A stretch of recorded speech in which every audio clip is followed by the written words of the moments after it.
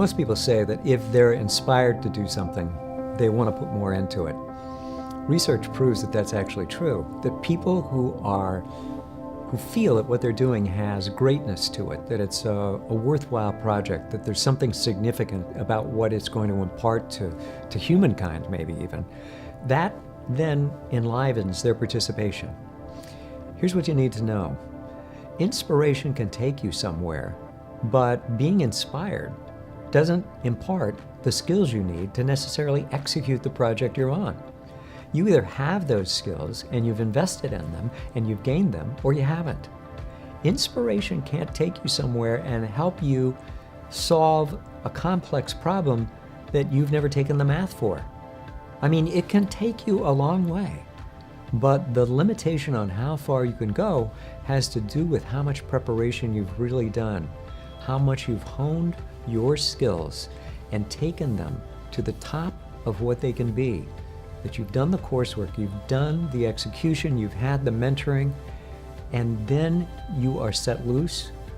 Then inspiration starts to feed you more. But you've got to do the hard work of learning and mastering skills associated with your craft, whatever it is. It could be sales.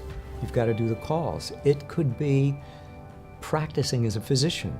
You've got to stay on top of the research in your field, and you've got to stay close to your clients, and you've got to take good notes. There are things you have to do, and some of those skills you have to keep renewing.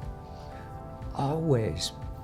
The more complicated the issues are that you deal with, the more continuing education is of great value to you. Invest in that, and then when you're inspired, you'll take it to a much higher level, because inspiration alone won't do that for you. It won't take you somewhere your skills haven't prepared you to go. Since you're a high achiever, you may know about this. High achievers often hit a wall. They're going along, they're having one success after another, and then suddenly something happens and they grind to a halt. And it's confusing because they're not sure what it is they've done wrong, if it's anything. They just know that they're not moving anymore the way they're used to moving, the way they have moved in the past. If you've run into like what seems like a ceiling over you, and you're kind of in a fog and you're mystified as to what's getting in your way, you can even kind of slide into a swirl of doubts and wonder if you've ever really achieved anything significant at all, and whether any of your amazing achievements that you've done were anything but kind of fronting or a little bit of a fraud. That is really negative and pernicious, and it doesn't have to be that way. I want you to go get a free report from me. Go to drkenchristian.com/breakthrough and receive from me this free report with action steps that are going to tell you exactly what to do now to get you going.